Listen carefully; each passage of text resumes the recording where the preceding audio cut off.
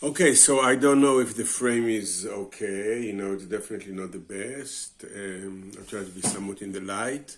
But anyway, it's just a trial run, right? Then we're going to do the real thing and I'll tell you everything just the way it really deserves to be told. So, by a weird twist of fate, Yana, my wife, arrived here like almost 6 weeks ago, 5 weeks ago. And I arrived just a month ago into a place which is really in the desert. It's kind of a settlement with about 50 families, but it has these areas around it that are with huts, mostly for tourists, that are generally closed. Now they opened up a bit, but when we were here, most of the time we're here, we were very, very few people, very few. And we got here, and we actually, no, now I'll tell about myself, not us. And I fairly quickly understood that I've been given a fantastic gift. Wow, baby, here I am. No agenda, no timetable, no reason to hurry. I'm planted in a cloud of unknownness. What a joy. Because there's nothing I should prepare for. I can't even fear anything because I don't know what to fear. Should I fear the virus? Should I fear the economic situation? Maybe there are opportunities. Maybe should I fear social change? What should I fear? There's even people that are much more proficient than me in developing fears and anxiety find it hard to find something to cling on to, So, of course, politics is a major generator of various types of feeling, but they don't really touch some of them touch the anxiety, but it's not really the anxiety, the classical anxiety. So here I am, and I find myself being able to devote my time, my days, my life to simple things that I feel are important, and I feel the reward on being able to give them this type of attention fairly immediately. We're in nature, and I'm everyday in nature for a few hours. I'm having a relationship with this desert. We're going through cycles now, It was full of flowers when we came. There are much fewer flowers now. I learn it. I walk it. I explore it. I discover new things. We have a very, very, what I see as a very wholesome relationship, me and the desert. And we're constantly getting to know each other, and we have a strong feeling of welcoming. I have a strong feeling of being welcome when I'm there. So one thing is to be a lot in nature and a lot on my feet. We're not walking, or I'm not walking. Mostly we walk together, but often I walk myself also. So I have a feeling, they're out, the body's working. I like climbing. I keep wanting to climb. I don't want to go down just in the flat wadis. I feel my legs are aching for, here's a little hilltop. Definitely reason to go up there. So I feel a certain health generated through this type of acquaintance, or to this type of meeting between me and nature and me and the desert, which is very, very, very nice to have. It's blissful in a way,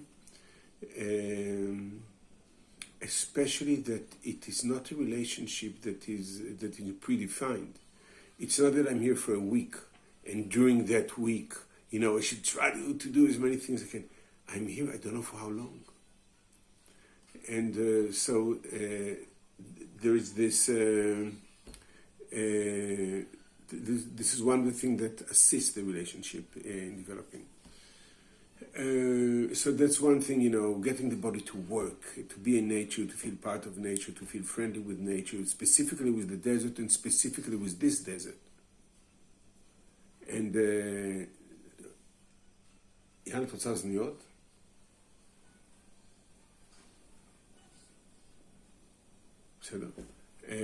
Specifically with this desert, that I learned to appreciate and love. Yeah, definitely this desert has a role in my life as it is now. So that's about nature. The other thing is about taking care of my body. We do now, both Yana and me, we spend an hour each morning doing each his own version of her own version of yoga, stretches, exercises, various things that are supposed to take care of the body, everyone according to what he feels. And by giving an hour, at least, I don't look at the clock, I don't know how long it takes, but it's a substantial amount of time. It gives me a certain patience in feeling every little muscle or bone or joint in my body very patiently. And I'm looking forward to it. And not always before I looked forward to various physical exercises. I'm looking forward to it, and I tell myself things, and I wonder, like why is this arm, why isn't it symmetric? Why is this arm different from the other arm? And so the idea that I'm giving the body the attention it deserves, and the attention I believe it needs, at least in my age, and doing it wholeheartedly and with patience, gives me a lot of satisfaction, and I feel it in the body. And the other side of it is that there's no restaurants. Anyway, we're not big restaurant goers, but we cook ourselves. We mostly eat 2 meals a day. We cook ourselves, just vegetables basically that we buy. There's organic vegetables here in the supermarket that we can go to. It's about 20 kilometers from here, and we take the time to both think what we want to cook, and eat. It's done with patience. I'm far more aware of the tastes of our cooking when we're here. So part of this gift is the relationship, the parts of the gifts, if I want to, switch them to parts, is the closest to nature, the relationship with the body, the relationship with food and the way of eating, the type of food. And then there's another one, which is generally my relationship with time. I've always had certain demands from time, in the sense that I do not actually approve of its presence in this major ways it's present in my life. I've always had a desire, in a way, to tame time. I wanted to tame time, meaning don't pressure me, please. I know you exist, I know you're there, I know there's no way to get around you, I know you're not going anywhere, but please don't try not to invade too violently my own little experience of existence.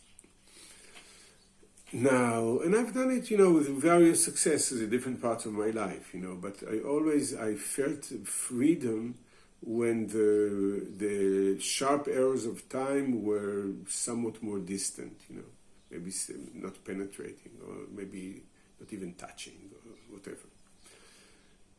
And now I've developed a new dimension for it.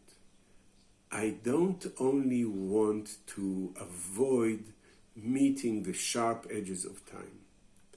I want to develop a new relationship with time.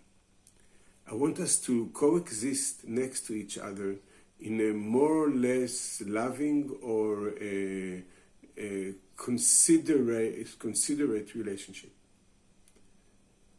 No, considerate is not good. In a loving maybe is too much, but in an extremely friendly relationship. There is time. Now, I know that time has certain qualities, and I know that some of its sharp edges are extremely sharp for me personally. But I don't want the sharp edges to be the discussion. The discussion is my relationship with time. And sometimes I feel time is a bit like a sponge that you can kind of push it tight or expand it in a way. Let it expand.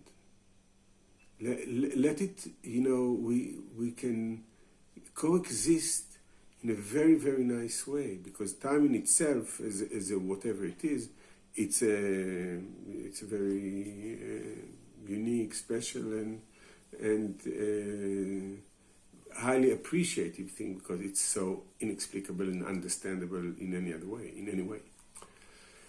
Anyway, so time is another one, and I think the last one I'll say is the fact that is actually this free time, this lack of plan and lack of commitments has actually opened up certain creative pathways. Definitely with Yana, my wife, that she does a lot of beautiful things all the time. She finds beauty in a lot of things. She finds beauty in the stones and the pieces of wood, and all kinds of things are being created all the time. And I started writing a little bit. I opened my Scrivener software and started writing a little bit. Just things that I think, and the layer of the creative layer that is present in our life anyway, but the creative layers somehow come up to life in here. It's just been opened. It wasn't such a heavy door. You just, you have to make a few little adjustments, and it's there. And it's supported actually by something very important, which is the simplicity. We didn't think we'll come for 2 months. We actually thought we may live in a tent. We have fairly few things. Definitely not many clothes. Very, 2 plates, a few knives and forks. True, everyone has a phone, everyone has a computer. That's true. And we brought our big, heavy blanket, duvet from home, so we won't suffer. It was still cold when we were here. But the simplicity, the idea that you can't look for anything for very long because the place is so small. So there's the simplicity as well that has to do with, that is a very good relationship with the whole issue of time. The simplicity. There's not much time. Things don't take so long. Things kind of more naturally fall into each other because there's so few of them. There's less reason, let's call this mechanical frustration created, when you thought you put it there and it's not there, and why wasn't it there? You shouldn't, who took it from there, or something like that. Call it mechanical frustration. Frustration generated by real objects in real life, or frustration that has the participation of real objects in real life. So this is what has been going on here, and it's been going on for some time, and it's very, very, very beautiful and very wholesome, and I'm extremely appreciative that this opportunity, I'm appreciative of whatever it is of the coronavirus that afforded me or us this opportunity. And I constantly think of how once